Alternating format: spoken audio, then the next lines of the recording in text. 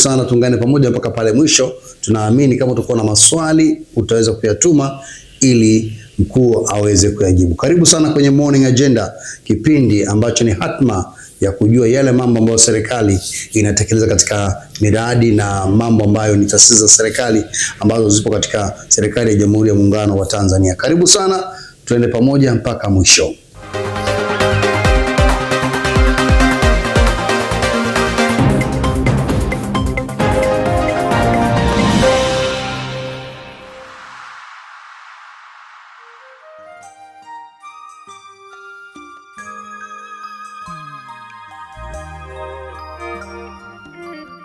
Inland Television nimekuambia leo tuko hapa Mwanza, ofisi ya PPRA, na kwenda kuzungumza na mkuu wa ofisi hii ambaye ndio mkuu wa kanda ofisi ya PPRA maalum kabisa, inaitwa Public Procurement Regulatory Authority.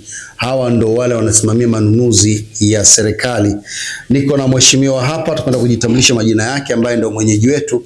Atuambie anaitwa nani na nafasi yake, na atuambie kuhusiana na PPRA ilikuwaje ikaanzishwa, kwa sheria zipi, na lilikuwa lengo lipi la kuja kuanzisha hii mamlaka ya manunuzi ya serikali. Karibu sana. Asante mtangazaji. Kwa majina naitwa Juma Mkobia, ni meneja huduma za kanda, ofisi ya mamlaka ya udhibiti ununuzi wa umma almaarufu PPRA kanda ya Ziwa. Kama ulivyouliza, mamlaka ya udhibiti ununuzi wa umma kwa maana maarufu PPRA imeanzishwa kwa sheria ya ununuzi wa umma sura 410. Imeanzishwa kwa lengo mahususi la kusimamia sheria hiyo, kuhakikisha kuwa ununuzi wote wa umma michakato yake inakuwa na thamani ya fedha. Pia lengo lingine, PPRA imeanzishwa kuhakikisha kuwa ununuzi unafanyika kwa haki, kwa uwazi na kwa ushindani. Sasa kuweza kutekeleza lengo hilo, vile vile inasimamia mifumo ya ununuzi wa umma ya kielektroniki. Kwa sasa mfumo wetu maarufu ni mfumo wa NeST. Pia kwa sheria hiyo hiyo, PPRA inahakikisha kuwa miradi na kazi zinazonunuliwa zinatekelezwa kwa ubora unaotakiwa pamoja na kukamilika kwa muda mwafaka ili iweze kuleta maendeleo endelevu kwa wananchi. Mtazamaji, huyo ni mhandisi Juma Mkobia, meneja wa kanda PPRA, anapatikana Mwanza, akitupa mwanzo wa kujua nini maana ya PPRA na sheria ipi ilitumika kuanzisha mfumo huu ama mamlaka hii ya manunuzi ya serikali. Tunajua mamlaka ofisi kuu haiko Mwanza. Hapa tupo na ofisi ya kanda. Kwanza tujue mna ofisi ngapi Tanzania, alafu tuje tuzungumzie kwa nini muanzishe ofisi Mwanza. Asante sana. Mamlaka ya udhibiti ununuzi wa umma iliona kuna haja ya kupeleka huduma hizi za ununuzi karibu na wananchi. Hivyo mwaka 2024 zikaanzishwa kanda. PPRA inazo kanda 6 ambazo zimeanzishwa katika maeneo mbalimbali nchini. Kanda hizo ni kanda ya Ziwa ambayo makao makuu yake yako hapa Mwanza, hapa tulipo tunapoongelea sasa hivi. Kanda ya pili ni kanda ya Kaskazini ambayo makao makuu yake yako Arusha.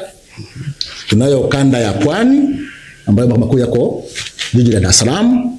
Tunayo kanda ya Kusini ambayo makao makuu yako Mtwara. Tunayo kanda ya Nyanda za Juu Kusini ambayo makao makuu yako Mbeya, na kanda ya 6 ni kanda ya Kati na Magharibi ambayo makao makuu yako Tabora. Okay. Tuje kwa Mwanza. Ofisi imeanza mwaka gani na malengo mahususi ya ofisi hii ni yapi? Kama nasema hapo awali, mamlaka ya udhibiti ununuzi wa umma PPRA imeanzisha ofisi za kanda kwa ajili ya kusogeza huduma karibu na wananchi. Kwa hiyo kanda hizi zimeanza rasmi mwezi Machi 2024. Hii lengo kubwa ni kupeleka huduma za ununuzi na ugavi karibu na wadau pamoja na wananchi kwa ujumla. Malengo, kazi kuu ambazo kanda zinafanya ni zile kazi ambazo ni za msingi za mamlaka, ambayo mojawapo ni kutoa huduma za ukizi wa sheria kwenye ununuzi wa umma katika taasisi zote za umma pamoja na wazabuni. Wazabuni kuna wakandarasi, kuna watoa huduma za bidhaa, kuna kazi za ujenzi. Kwa hiyo tunatoa huduma ya usaidizi kupitia mfumo wa NeST. Pia ni kujenga uwezo kwa taasisi nunuzi kwa ukaribu zaidi, ili waweze kufahamu sheria ya ununuzi wa umma, kanuni zake pamoja na miongozo mbalimbali. Kwa sababu lengo ni kufikia ukizi wa hii sheria. Kwa taratibu zote kama nilivyosema hapo awali kwamba serikali inatamani manunuzi yote yalete thamani halisi ya fedha. Yeah. Haya, umesikia kila ambacho meneja kanda amezungumza hapo kuhusiana na maamuzi ya serikali. Wanatamani kwamba kila kinachonunuliwa basi kiwe na thamani halisi ambayo inatakiwa kuwepo. Kwenye hiyo ofisi ya kanda ina majukumu yake. Tofauti na haya majukumu mama yote ambayo yapo. Tunaweza kuyafahamu na majukumu yapi na inasaidiaje wananchi kuhakikisha kwamba wanafikia yale malengo ambayo ofisi imekusudiwa kuanzishwa kwako? Kama nilivyosema hapo awali kwamba jukumu la kwanza ni kutoa usaidizi wa ukizi wa sheria.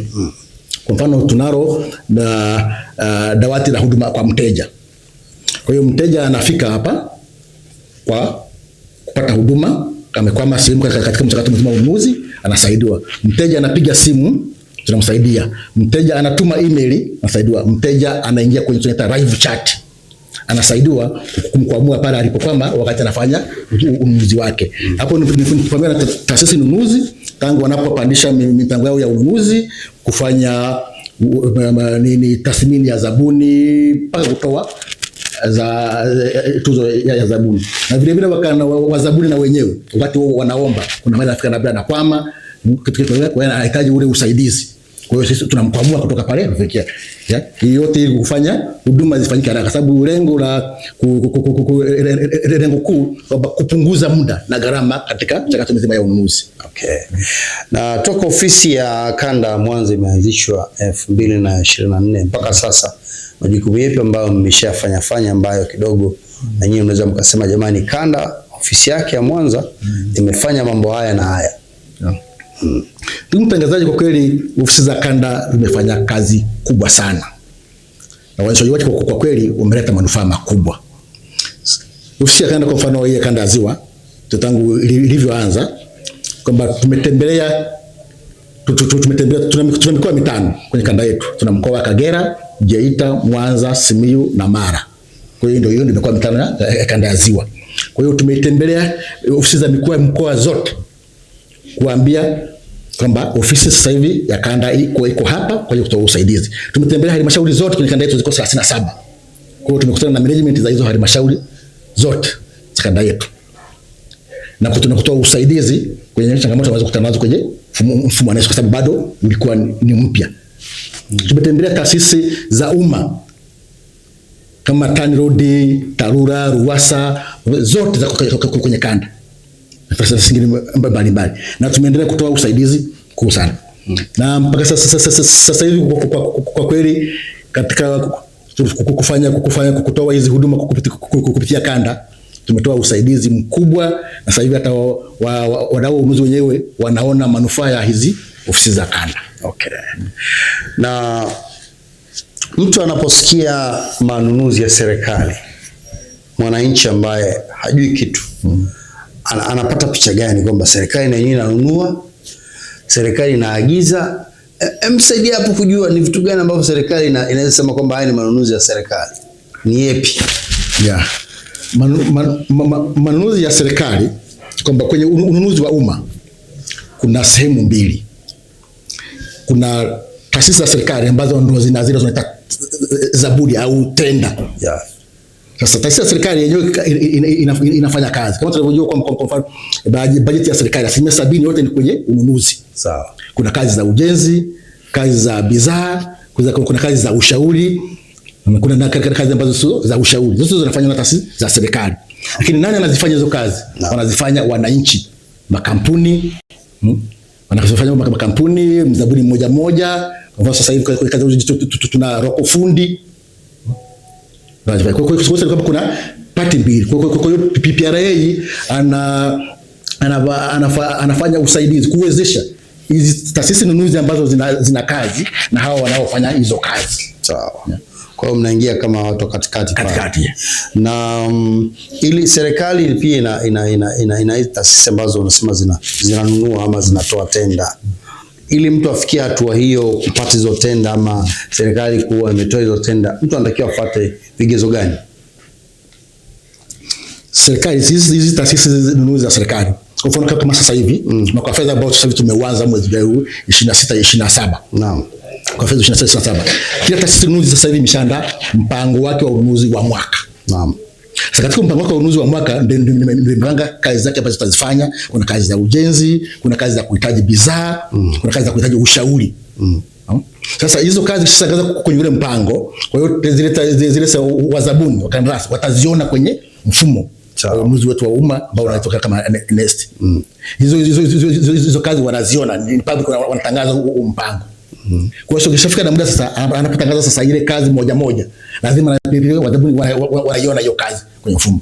Okay. Yeah. Kwa ndio maana vile tunahimiza wazabuni, makampuni mbalimbali na wananchi kwa ujumla wajisajili kwenye mfumo wa NeST ili waweze kupata fursa ya kuona hizo kazi ambazo serikali inatangaza kwa ajili yao. Mtazamaji, tupo ofisi ya PPRA kanda ya Ziwa hapa Mwanza. Niko na meneja kanda wa PPRA Mhandisi Juma Mkobya, nikizungumza naye machache kuhusiana na kila ambacho ofisi inafanya, na zaidi sana wewe kama mwananchi kujua nini ambacho unatakiwa kufahamu kuhusiana na manunuzi ya umma, manunuzi ya serikali. Serikali inafanyaje manunuzi yake na inajikita katika vigezo gani? Maana zamani utaratibu ulikuwa ni mwingine, sasa hivi utaratibu umebadilika kuwa mwingine. Kwa hiyo tunapata kidogo elimu mimi na wewe ambao unatazama Inland Television, ili tu tuweze kujua serikali inafanya mambo gani. Maana kusudi kubwa la serikali kuhakikisha kwamba wewe kama mwananchi unajua kila ambacho inafanya. Taarifa zinakufikia wewe, ndio unakuwa na taarifa za kutosha, maana wewe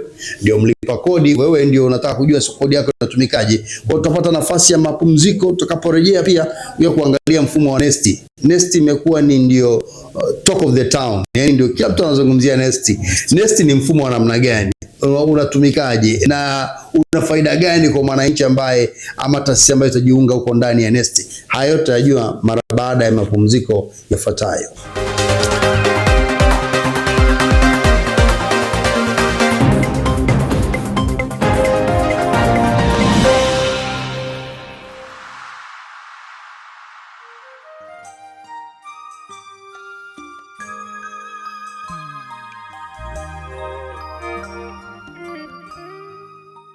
Mamlaka ya Manunuzi Tanzania PPRA.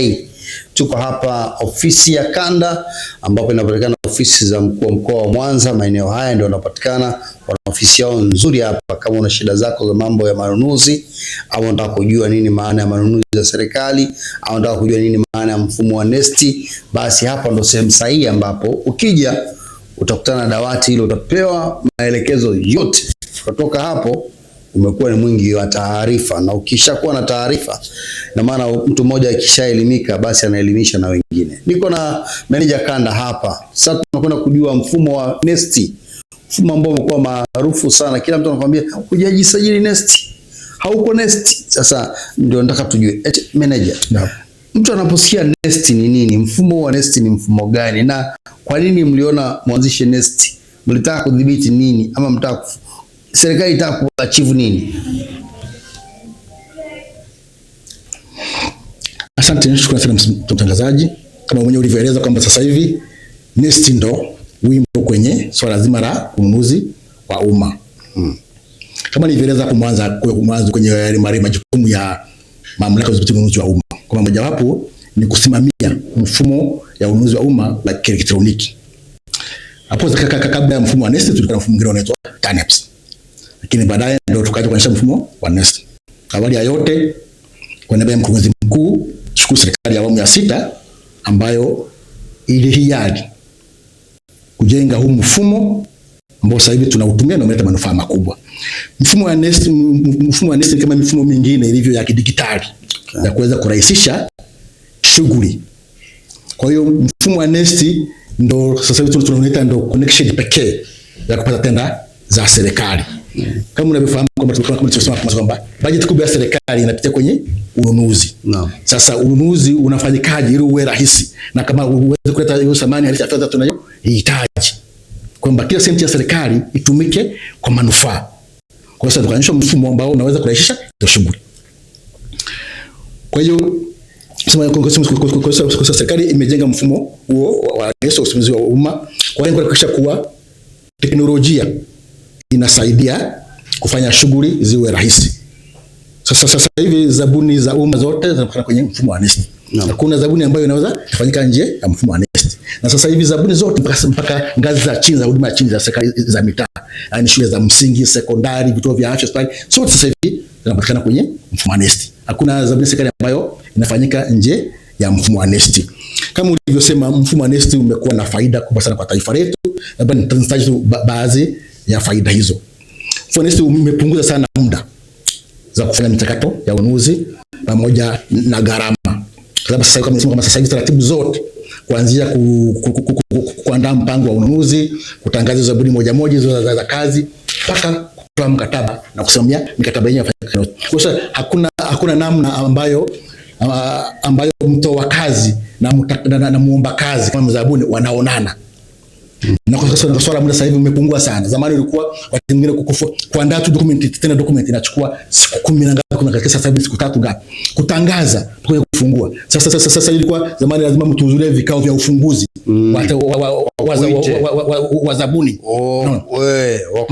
Wakuite mnasafiri. Kwa sasa hivi hamna, umekaa kama sasa hivi hapa, muda wa ile mwisho kukombea tena ni saa 4 kamili. Saa 4 kamili inafungwa, unapata ripoti ya ufunguzi, umekaa usikuwa unaendelea na kazi zingine. Unaona? Okay. Sasa faida nyingine ni kwamba imeongeza uwazi. Imeongeza uwazi katika mchakato ya ununuzi wa umma. Sasa hivi kila zabuni mwenye sifa na stahiki na kila mtu ambaye ana sifa anapata tenda kwa wazi. Imeongeza uwajibikaji. Ya tatu ni kwamba sasa hivi malalamiko yote kuhusiana na zabuni yanawasilishwa kwenye mfumo. Okay. Naona kama mambo hayajakaa vizuri na wasilishwa kwenye mfumo. Kuna mamlaka ya rufaa za zabuni. Kwa hiyo mtu ambaye hajaridhika na kile ambacho kimetendeka anawasilisha kwenye mamlaka ya rufaa za zabuni. Okay, kama nilisema mwanzo, mfumo umeongeza uwajibikaji. Sasa hivi sababu kitu kimefanyika kwenye mfumo. Kwa hiyo mimi ninapoanzisha ile mpango wa ununuzi na mkobi ndo ameanzisha. Wewe ambaye unapitisha unaprove na bwana Fanuel ndo amepitisha. Inapokokote na kwenda, kwa hiyo inaacha alama. Kwa sababu hata tunapokuwa tunafuatilia hata mtu anapokuja na lalamika, unatemea kuanzia nani aliyefanya kile, nani aliyefanya na anaishia wapi. Hiki kinacholalamikiwa nani alikipitisha. Kwa sasa hivi unaacha alama. Kwa hiyo sasa tena kuna uwazi kwamba hakuna ile kusema kwamba sasa hivi mambo yanafanyika kwa kificho, hakuna. Unaona? Kwa hiyo uwazi huo tayari upo. Unaona? Kwa sasa na mfumo vile kama transfer kwamba umeondoa matumizi ya karatasi. Okay. Pamoja na tuna sababu zama tuna kama unavyojua tuna print document mdogo, tuna bind, tunaweka kwenye magari, tunasafisha kama tenda imetangazwa Dodoma. Unatoka Pambanza kupeleka tenda Dodoma. Kwa sasa hivi kitu tena haipo. Kwa hiyo ni gharama imepunguzwa, sio kwa serikali tu, pia kwa wazabuni. Kufanya hiyo kepo. Na vile kwa mfano mpaka sasa hivi kwa utafiti uliofanyika kuanzia mfumo umeanza 2023 Julai mpaka mwaka huu Juni, ngoro mosi tumeka karibu bilioni 13. Pamoja na vile tukuna kuondoa hewa ukaa, kwa sababu magari sasa hivi yasafiri kupeleka tenda, kwa hiyo mafuta hayatumiki. Okay. Yes. Okay. Yeah. Lingine ni kwamba NeST imewezesha upatikanaji wa taarifa sahihi, kama tunavyosema kwamba sasa hivi taarifa ziko kwenye kiganja. Kwa hiyo hakuna tofauti. Na kingine ni sasa hivi issue ya makundi maalum. kwamba ni kwa mara ya kwanza kwa mara ya kwanza sasa hivi makundi maalum ambayo sheria yetu ya ununuzi wa umma imeyapa upendeleo kwamba kila taasisi nunuzi inatakiwa kwa mwaka inatenga 30% ya ununuzi wake wa mwaka kwa ajili ya makundi maalum ambayo ni ya vijana, wanawake, wazee na watu wenye ulemavu. Unaona? Kwa sasa hivi kwa mara ya kwanza hayo makundi yanapata tenda na yamesajiliwa kwenye mfumo makundi ya kutosha tofauti na ilivyokuwa huko nyuma. Sasa hivi mpaka kufikia mwisho wa mwezi uliopita takriban makundi 14,500 yanasajiliwa na yanaweza kuona tenda ya serikali na kuziomba. Hiyo ni faida yenyewe. Sasa hivi kwa sababu nitumie nafasi tena kuhimiza vikundi mbalimbali vya vijana, wanawake, wazee na watu wenye ulemavu kujisajili kwenye mfumo wa NeST. Sasa hivi halmashauri zinatoa ile mikopo. Kwa sababu kuna vikundi vingi vimepata ile mikopo ya halmashauri. Vikundi hivi tunataka vile viingie kwenye mfumo wa NeST ili viweze kunufaika na ununuzi wa umma. Sio mikopo hiyo, unaweza kutumia ile mikopo unayoipata kufanya kazi na serikali kupitia tenda za serikali. Okay. Na ili mtu ajiunge NeST ama taasisi ama shirika ama kampuni, vigezo vya kujiunga ni vipi? Vigezo vya kujiunga kama ni taasisi kama mzabuni. Kama mzabuni kuweza kujiunga kwamba anaingia kwenye mfumo wa NeST ambao unaita website ya NeST ambayo ni iko wazi public. Kiingia pale kuna taratibu ambazo atapata zile kuelekeza kwa ajili ya kujisajili. Na kama kishindo basi kuna namba zetu za makao makuu, kuna namba za kanda na simu anapiga anaelekezwa namna ya kujisajili. Ni rahisi sana. Maybe anatakiwa na document gani. Okay. Sasa baada ya kujisajili pale, sasa baada ya kujisajili sasa anatuma usajili wake PPRA. Sasa pale atasema anataka kujisajili kwenye kwa lazima atakuwa na leseni. Ya biashara ambayo anataka kufanya, lakini awe na tini. Na namba ya mlipa kodi. Hiyo ndio vitu viko viwili. Kwa sasa vingine vinategemea wewe unataka kufanya kwa mzabuni katika sekta katika nyanja ipi. Kama ni mkandarasi kuna taratibu zake ambazo unatakiwa uwe na leseni ya CRB na vitu kama hivyo. Kwa mfano kama sasa hivi kwa hao maroko fundi ambao sasa hivi tunatumia kwenye ujenzi wa majengo yetu ya halmashauri, shule za msingi, sekondari, vituo vya afya. Sasa hivi tunatumia maroko fundi. Wenyewe vitu wanavyohitaji natakiwa awe na pin namba na cheti cha VETA. Na kama hana cheti cha VETA basi awe na barua ya mtendaji wa mtaa au wa kijiji. Mtazamaji, najua utakuwa unapata elimu ya kutosha kuhusiana na mfumo huu wa NeST ambao sasa hivi umekuwa ndio wimbo wa taifa. Moja kati ya mifumo ambayo kama wewe ni mzabuni ama unatamani kupata tenda za kizabuni, basi zamani tulikuwa tunabeba makaratasi mengi ama kwenda jamani apply tenda, apply nini, apply vitu vinakuwa vingi. Sasa hivi serikali imepunguza mfumo huu, imeleta NeST, mfumo rahisi. Kikubwa tunawe kujisajili na mfumo huu uko wazi, hauna uficho, ni public domain. Ukiingia pale kwenye mtandao ukitafuta PPRA, hata mfumo wenyewe wa NeST utauona pale, na ukishauona pale kuna taratibu zipo, ni lugha nyepesi, kuna namba za simu pale unaweza kuzipiga hapo. Kama kuna sehemu utafikia utashindwa kuelewa, maana najua siku hizi matumizi mengi ya simu, watu wana simu za hizi wanasema smartphone. Sasa smartphone inakupa vitu vingi ambavyo vingine viko kwenye kompyuta, kwa hiyo ni kama vile unaifahamu. Kikubwa tu ni wewe kujua kwamba NeST ipo kwa ajili yako, na nimefurahi kuona kwamba vikundi kumbe vya kina mama, vijana na hata wazee wanaweza kuingia kwenye mfumo wa NeST, ili sababu umepewa fedha na halmashauri, basi pale serikali inaweza ikawa kuna vitu ambavyo inaweza kufanya nao kazi katika mambo ya manunuzi na mambo kama hayo ya tenda, ili waweze kuendeleza kile kikundi. Ni moja kati ya mifumo ambao mimi binafsi nimenyanyua mikono na kusema kwamba moja kati ya mifumo vizuri sana. Sasa mnahakikishaje hii taarifa ya NeST inawafikia mpaka wale watu wa chini kabisa, wale kule ndani ambako huenda radio, huenda TV hazifiki kwa urahisi? Na sasa mtangazaji, kwa kweli mamlaka ya ununuzi wa umma inatumia nyanja mbalimbali kufikia wananchi. Unajua kama tunasema kama ndio kwanza ofisi za kanda zinatoa usaidizi physical na constitutional na nini. Vile vile inatumia vyombo vya habari kama wewe hivi. kama Inland Media hivi ambavyo imetusikia hapa kwa ajili ya kuweza kuelewesha nini kinaendelea.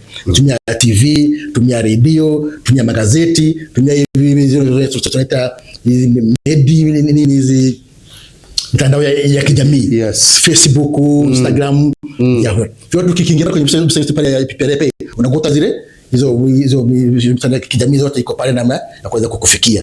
Na vile wenyewe ambao mnasikizwa zaidi na wananchi, ndio tunaomba angalau taarifa kama hizi ziweze na kwa kutumia zile zinafika zaidi. Sina wewe tunahitaji kwenda physical kuweza kuwaona kama hivyo, kama sababu sisi hatukaingia wakati mwingine ofisini, tunatembelea hizo taasisi hata mpaka huko chini, ndio tunafika kwenye vijiji, tunaitisha maendeleo wa jamii wa kijiji, wa kata, tunaongea na wananchi kuhusiana na fursa zilizopo kwenye ununuzi wa umma. Okay. Hao ndo mamlaka ya manunuzi Tanzania PPRA, na niko na mhandisi Juma Mkobia, meneja kanda wa TCRA, ambapo anasimamia mikoa 5, Mwanza ikiwa ndo makao makuu ya PPRA kanda ya Ziwa, na wamekuwa na manufaa makubwa sana. Nimekuwa nikiwaona kwenye maonesho mbalimbali, iwe ni Sabasaba, iwe ni 88, iwe ni Afrika Mashariki. Nimekuwa nikiwaona sana. Lengo linakuwa ni nini? Mnaenda pale kujinadi ama mnaenda kutoa elimu? Lengo kuu ni kwenda kutoa elimu ili kuweza kufikia Watanzania walio wengi zaidi. Kama wewe ulivyosema kwamba hizi fursa lazima wananchi waendelee kuelezwa. Kwa hiyo sasa majukwaa kama hayo ndio yanakuwa ni sahihi kwa ajili ya wananchi kupata taarifa sahihi. Kuhusiana na ununuzi wa umma, kuhusiana na fursa ambazo serikali imeziweka kwa ajili ya wananchi. Kama tunasema kwamba sasa hivi mwezi wa mwaka sasa hivi sekretarieti sasa hivi inaandaa mpango wa ununuzi. Sasa wananchi watajua kama mpango umeandaliwa na imeandaliwa kwa ajili yao. Kwa lazima mtumia hayo majukwaa Sabasaba na 88, vikao vya wakuu wa nchi, kwa mikoa. Kwa hiyo wanakuwa na ile mikutano sisi ya kuhamasisha swala kijumla ya kunufaisha wananchi kiuchumi. Sisi tunashiriki kwenye hayo majukwaa kwa ajili ya kueleza namna wanaweza kunufaika na ununuzi wa umma. Wananchi wa Tanzania wako zaidi ya milioni 60, na mpaka sasa hivi unatamani wote wajiunge na mfumo huu wa NeST na wale ambao wanakidhi vigezo. Wito wako ni upi kwa wananchi ambao wanakusikiliza sasa hivi na ambao wanatamani wajue mambo mengi sana kuhusiana na NeST na PPRA? Wito wangu kwao ni kwamba sasa hivi ununuzi wote wa umma unafanyika kupitia mfumo wa NeST. Hakuna taasisi nunuzi ambayo inaruhusiwa kufanya ununuzi nje ya mfumo wa NeST. Kwa hiyo wito wangu ni kwamba wananchi tujiunge kwenye mfumo wetu huu. Iwe ni kampuni, uwe hauna kampuni, unaruhusiwa kufanya ununuzi unaruhusiwa kushiriki kwenye ununuzi wa umma. Yaani hizo tunasema kama tenda za serikali. Kuna kazi ambazo zipo kwa ajili ya mtu mmoja, sio lazima uwe una kampuni. Na kuna kazi ambazo zinatakiwa kufanywa na kampuni. Okay. Yes. Sasa pale mimi najichukua kama mwananchi yule wa kawaida. Nikishaingia pale NeST, ninaweza kuwa ninaona kinachotumwa, kama kuna tenda zimetumwa pale, naweza kawa ninaona kama wengine wanavyoona, ama mpaka nihitaji msaada wa mtu. Ukishajisajili tayari utaona tenda. Kuna zile ambazo nasema kwamba kuna aina mbalimbali za tenda au za zabuni. Kuna zile ambazo ni kwa ajili ya watu wote natangazwa. Kwa hiyo ukiingia tu utaziona. Na kuna zile ambazo unakuta wametangaza kwa ajili ya kazi fulani. Wewe leseni yako kama ni ya kazi hiyo utaiona. Yaani haijifichi, na kuja tu kwa moja kwenye kwenye na kuomba. Sasa umeziona, na ukiomba kuna swala la mnaweza mkaomba wengi kwenye hiyo zabuni. Kigezo kipi kinamfanya mtu ateuliwe? Ndio maana nasema kwamba mfumo mleta uwazi na haki na hakuna upendeleo. Kwa sababu kama kazi imetangazwa na mmeomba wengi, ndio maana tunasema kuwe na ushindani. Kwenye ushindani tunapata thamani halisi ya fedha. Sababu mkiwa wengi, kila mmoja atasema kazi mimi nitaifanya kwa gharama fulani. Kwa sasa tutamtaka yule ambaye anafanya kazi ile kwa gharama ndogo lakini kwa ubora itakiwa. Kwa hiyo tutakachukuliwa. Kwa hiyo kuna vigezo ambavyo vimewekwa kulingana na kazi yenyewe. Kwa sababu ukimiti wanawafanyia tathmini kulingana na vile vigezo vilivyowekwa. Sasa yule ambaye atakuwa na amekidhi vile vigezo kuliko wengine ndio anayechukuliwa. Kwa mfano mimi nitoe tu mfano, mimi na taasisi wenda kuandaa matukio. Matukio tofauti. Nikijisajili pale nitakuwa naona watu ambao wanataka kuandalia matukio yao. Unaona kabisa. Unaona vizuri. Unaona kabisa nchi nzima unayaona. Unaweza kuyaomba pale. Na unayaomba. Naona jinadi pale. Jinadi pale. Hiyo bwana ndo Nesti, mfumo wa Nesti, mfumo maarufu kabisa sasa hivi. Kama unatamani kwenda mbali na kufanya vitu vikubwa ambavyo vitakuwa na kumbukumbu za kila ambacho unakifanya, lazima uingie katika mfumo wa Nesti. Na hii ni kuambia wewe ambao unatazama sasa hivi, kama unawaza kufanya vitu vikubwa, kwa sababu Nesti inamkubali mtu hata kama ni mmoja, hata kama ni kampuni. Kuna tenda za mtu mmoja, kuna tenda za kikampuni kulingana na leseni ambayo unayo. Sasa unasema sasa mimi sina kampuni. Hapana, sio hivyo. Vigezo sio hivyo. Kikubwa wewe upate elimu ya kutosha kuhusiana na Nesti, na ukishaelewa siku moja utamtafuta engineer mkobi hapo, mwambie nimeelewa na nimepata kila ambacho ni cha msingi sana. Lakini ofisi hizi unajua ziko Mwanza tu hapa. Unaweza kuwa na maswali mengi ambayo yanakusumbua, kuna vitu ambavyo hujui. Usione shida. PPRA wako Mwanza hapa katika makao makuu ya ofisi ya mkuu wa mkoa wa Mwanza. Ofisi zao ziko hapa, zinapatikana, wana dawati hapo. Kifika unapokelewa, unapewa maelekezo na usaidizi wowote ambao unaohitaji. Sasa nini ambacho kinafanya usiweze kuwafikia? Na huu ndio mwaka wa fedha unaanza. Sisi kama Inland Media tumekuja hapa kutembeleeni na kuzungumza na nyinyi, angalau kufanya mashirikiano. Tunapenda kwa sababu tumekuwa tukikutana na nyinyi kwenye maonesho hapa na pale.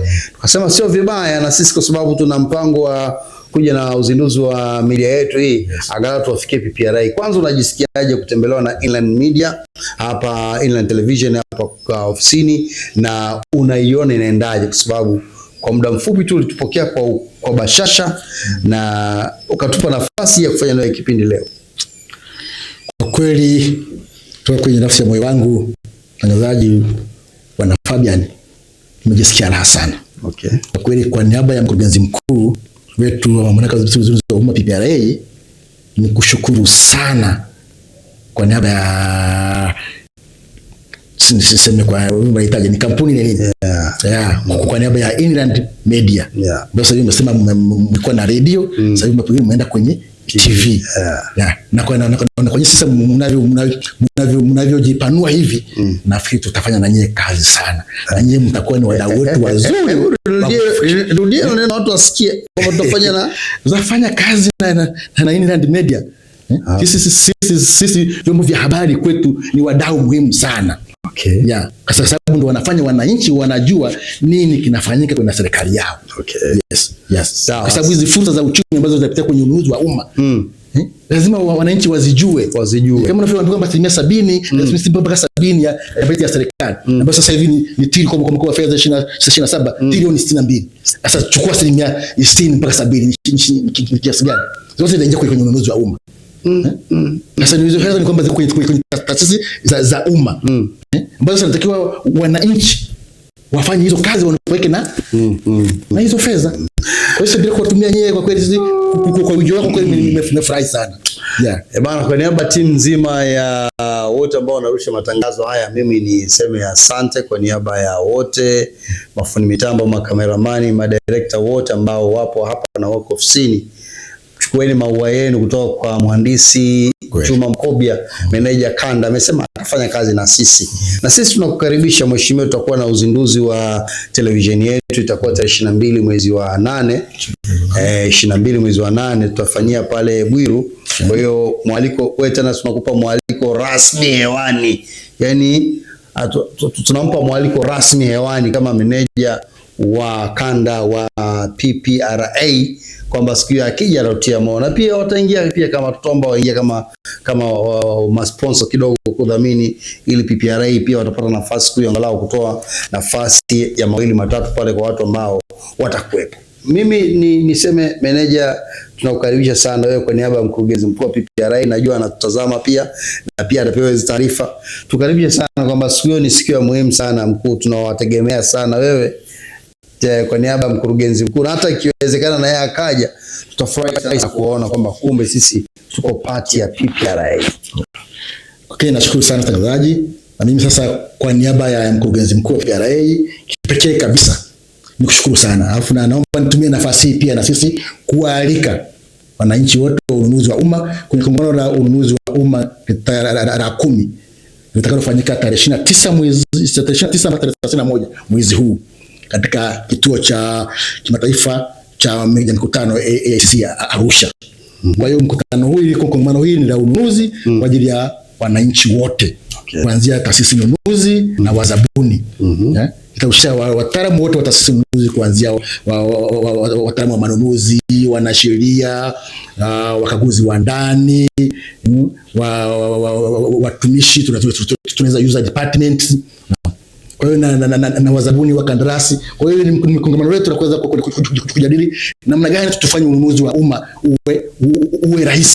Okay. Namna gani mfumo wetu wa awareness unatumika na tufanyeje uweze kutumika kwa ufanisi zaidi. Hapo sidhani kama atakosa ile kongamano, kwa sababu na sisi tunatamani Inland Media tupate hizo, mnapopata hayo madini na sisi tuyapate, na sisi tunaingia kwa ndani ili kuhakikisha kwamba wanaonunua na wanaofanya zile taasisi nunuzi na wale ambao wanatoa tenda hizo, basi tunafanya nao kazi.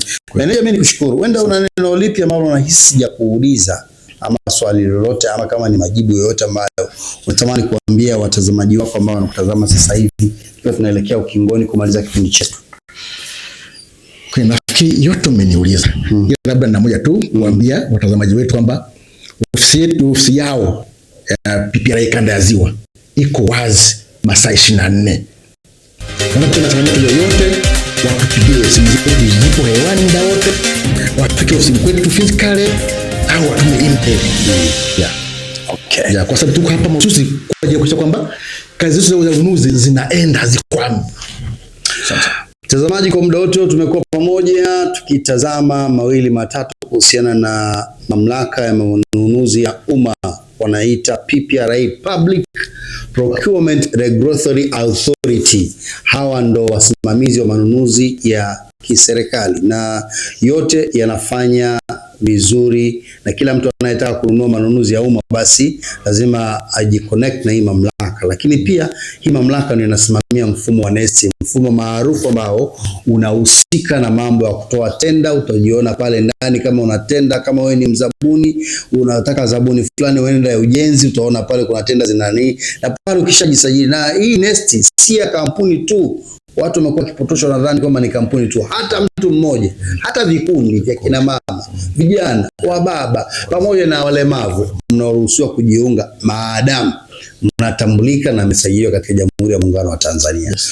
Unataka serikali yako kufanyia nini? Mimi niseme hii ni moja kati ya maendeleo ambayo tunakuwa tunatazama yaona, na Mungu ametusaidia tumeona sasa hivi. Nimekuwa na mkuu wa kanda, meneja wa kanda ya Ziwa wa PPRA, engineer mhandisi Juma Mkobia kama mwenyeji wangu hapa katika ofisi ambazo zinapatikana hapa katika ofisi ya mkuu wa mkoa wa Mwanza. Pia tumpongeze mkuu wa mkoa wa Mwanza kwa kutoa nafasi ofisi ziweze kuwa hapa. Mheshimiwa Said Mtanda, bwana tunakupongeza. Lakini kabla hujamaliza, Mtanda amefanya kazi kubwa sana. Sana. Dakika moja tumzungumzie mkuu wa mkoa wa Mwanza. Kweli Mheshimiwa mkuu wa mkoa wa Said Mohamed Mtanda. Tumpe maua yake.